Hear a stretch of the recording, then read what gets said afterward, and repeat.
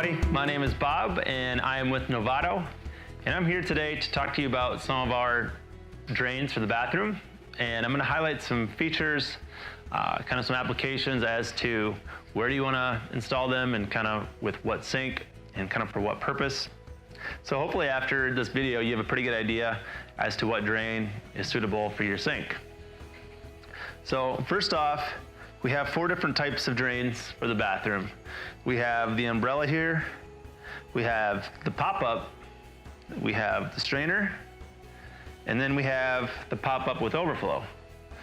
So these are going to be the 4 choices, and they do come in 4 finishes. You got your brushed nickel, your chrome, which is nice and shiny like this one. And then you have your oil rub bronze, a little more traditional like this one. And then you have your matte black, which is a little more contemporary. These are the 4 types of drains that we carry for our bathroom sinks, whether it's the vessel, drop-in, or undermount series. So I'm gonna highlight some product features, and hopefully after this you'll have a pretty good idea as to which one is gonna fit you and your needs there. So first of all, I'm gonna talk about the umbrella drain here. This is the umbrella drain, as you can see, and the couple of the main features on this one is it does not open and close. The water is always going to pass through it. There is no spring on this one, so it's not gonna open or close for you. It's always gonna let the water pass through. A lot of people use these for our stone vessel sinks, and the reason being is you got a good solid 4 inches of threading here. So usually with the stone vessel sinks, it's a little bit thicker, and then by the time you get through your counter, you're gonna need a little bit more. So that's where those are really popular. This is our pop-up drain. These are super popular with our glass vessel sinks, but also our porcelain sinks as well. Not too often do people use these with stone, and they're too big to fit for the copper sinks. So these are, of course, the pop-up. As you can tell, they're spring action.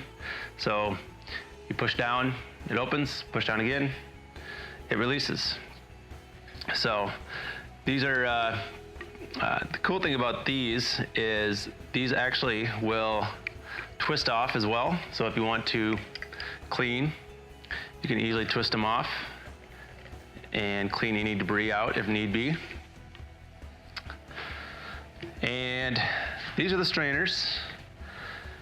We call these a 19-hole good strainer, and these are really popular, and most of the time, 95% of the time, people always get these with the copper sinks, just because, as you can tell, there's not very much threading here. There's only 2.5 inches, because the copper sinks are a little bit thinner, of course, and it gives you enough room to get through the counter, and it just looks a little bit better. It's a nice, cleaner, flusher look on the copper sinks as well. So these are certainly the most common and the most popular for our copper sinks. And our copper sinks have an 1.5 inch drain, and these other drains here are gonna require at least 1 5/8 inch opening. So lastly, but not least, we have the pop-ups, but these got the overflow. So as you can tell here, there's 2 overflow holes, and that's of course for any sink with an overflow, you know, that's got a drain opening of 1 5/8 inch or more. Typically it's 1 3/4. But this is just your typical spring action pop-up, just like the one there, except this has the overflow, so just make sure your sink does as well. And this one has a solid 3 inches of threading as well to get through your sink and through your counter, so there's plenty of threading there. So that kind of wraps it up on an individual basis. As a whole, for instance, as a whole with all of these, but your sink is basically going to sit in between the silicone seal there and then the kind of the rubber seal here. So your sink is going to sit right there, and then of course it gets tightened up from the counter underneath like so. So it doesn't matter what drain it is, the sink is always going to sit in between those 2 seals there. And they are all CUPC approved, so Hopefully that kind of wraps everything up for you. If you have any further questions, feel free to give us a call or shoot us an email. We'd be glad to hear from you. Thanks.